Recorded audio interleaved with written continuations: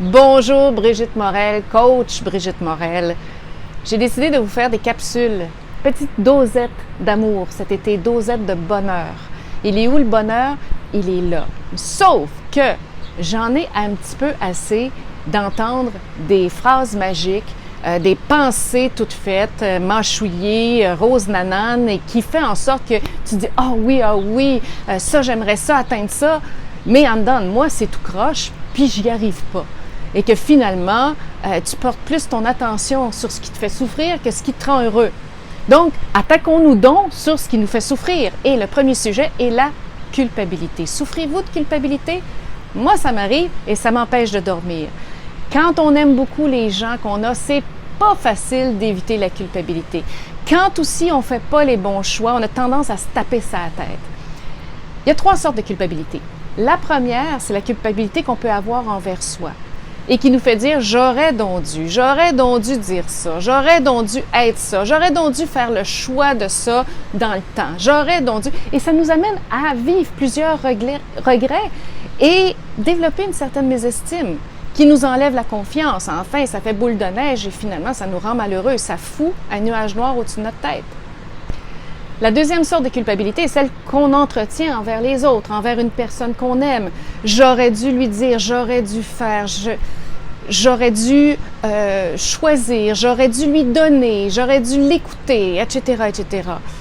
On prend leur vie sur nos épaules et on se rend responsable de leur malheur. Et la troisième forme de culpabilité, c'est de développer en soi des maladies pour que l'autre personne se sente coupable, ou de se mutiler soi-même psychologiquement ou physiquement pour que l'autre dise « Oh, mais là, je m'excuse, etc., etc. » Ce qui est de la manipulation. Ça va être une troisième forme qu'on va toucher moins aujourd'hui. Mais au moins, vous savez les 3 sortes de formes. Alors, qu'est-ce qu'on fait pour se sortir de ce sentiment toxique? Parce que vous savez que chacun des sentiments qu'on peut porter dans notre corps crée une acidité. Et ça a été testé, ça a été expérimenté à l'Université d'Harvard. Et on a pris des personnes, on leur a fait vivre des sentiments, des champions de la honte, des champions de la peur, des champions de la culpabilité, des champions de toutes sortes de sentiments qui pourrissent la vie. Et on a mis des capteurs de sueur. Et quand on a analysé la sueur, on s'est rendu compte que le sentiment le plus toxique qui provoquait le plus de toxicité dans le corps était, et la toxicité la plus aiguë, était la culpabilité. Alors imaginez lorsque vous entretenez tous les jours des pensées de culpabilité. Bon, là, vous allez me dire, c'est bien beau, mais qu'est-ce qu'on fait? La première chose à faire, c'est d'appliquer la loi du pardon. La loi universelle du pardon. Pas la loi du pardon comme on l'a appris à l'Église. Il ne s'agit pas de pardonner aux autres. C'est d'abord de comprendre qu'au moment où l'événement est arrivé, on n'avait pas toutes les ressources pour réagir de la bonne façon. On n'avait pas toute l'expérience qu'on comprend aujourd'hui. Sinon, on l'aurait fait à ce moment-là. Il nous manquait de la confiance. Il nous manquait de l'expérience. Et c'est de le comprendre puis de l'accepter. C'est sûr que ça ne fait pas pardonner, mais déjà, c'est un premier pas. La deuxième, c'est en acceptant l'événement tel qu'il s'est produit, on comprend qu'on a manqué d'amour. C'est un moment où l'amour a été absent. Et c'est donc de raccorder, en se versant un pichet d'amour sur l'événement, ce qui aurait dû être, ce qui aurait dû se produire si l'amour avait été là. Et c'est de repasser l'événement en se disant, bien, si j'avais eu tout l'amour du monde, j'aurais pas réagi de cette façon-là.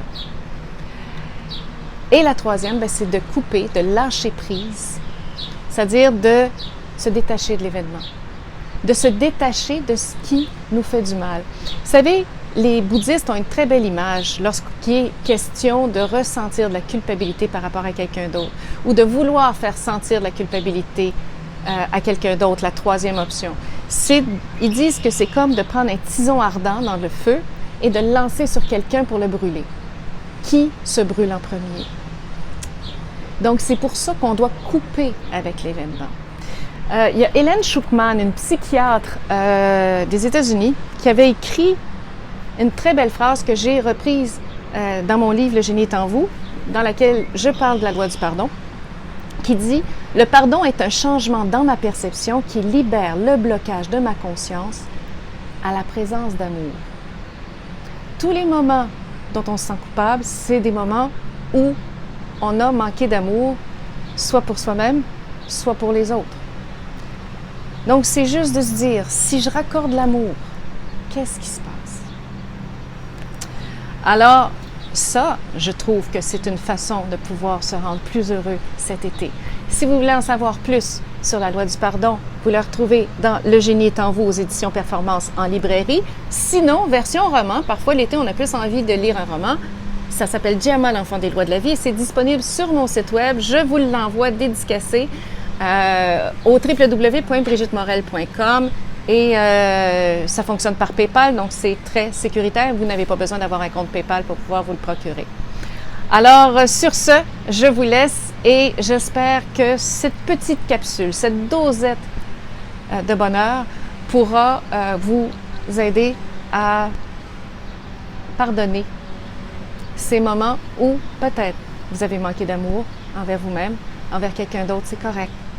C'est correct. Maintenant, vous pouvez passer à autre chose. C'est bon? À la prochaine!